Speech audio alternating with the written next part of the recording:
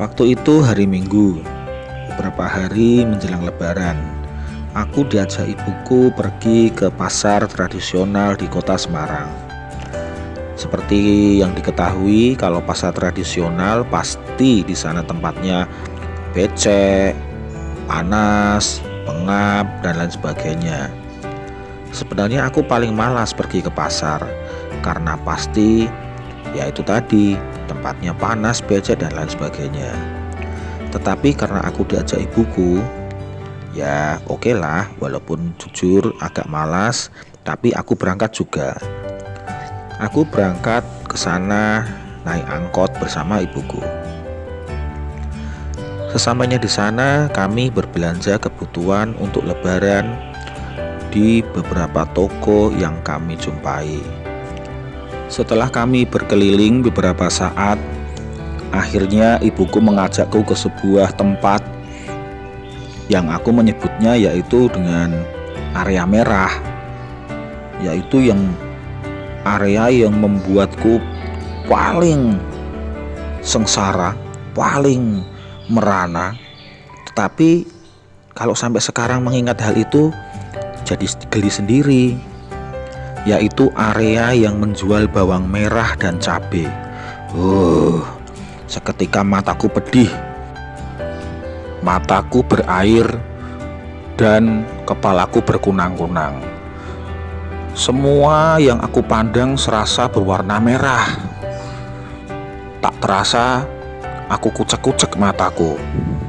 Untuk beberapa saat, aku letakkan barangku dan kuhentikan langkahku. Aku kucek-kucek lagi mataku. Wah, ternyata malah semakin pedih, semakin merah, dan semakin berair. Setelah cukup lama aku mengucek-ucek mataku, tiba-tiba dengan pandangan yang masih kabur, aku lihat sekelilingku.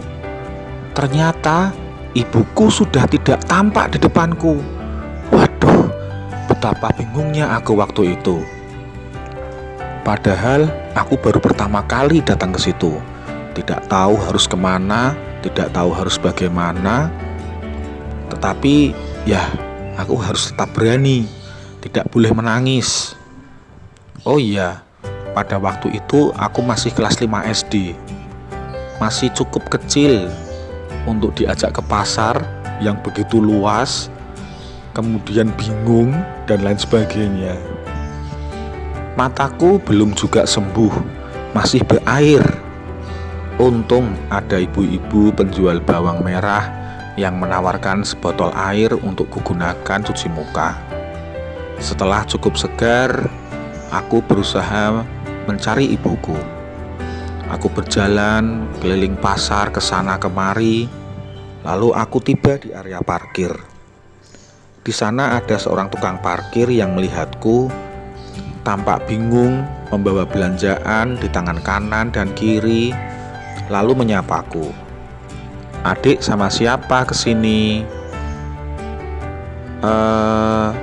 Aku dengan ibuku, Pak.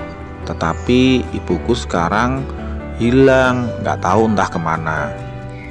Si tukang parkir hanya tersenyum. Kemudian ia menggandengku ke arah sebuah toko yang terletak di seberang jalan.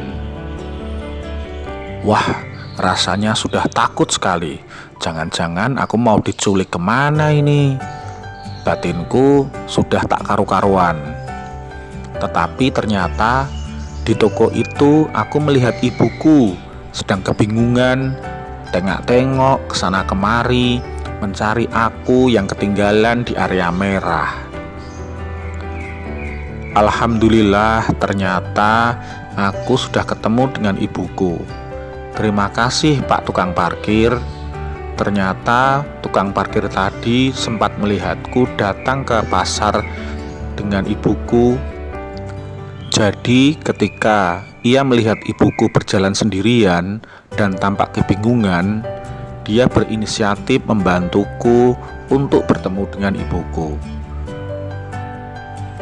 Kalau mengingat kejadian itu, kadang merasa geli, tetapi bercampur dengan takut-takut juga waktu itu. Kok bisa-bisanya aku hilang di pasar?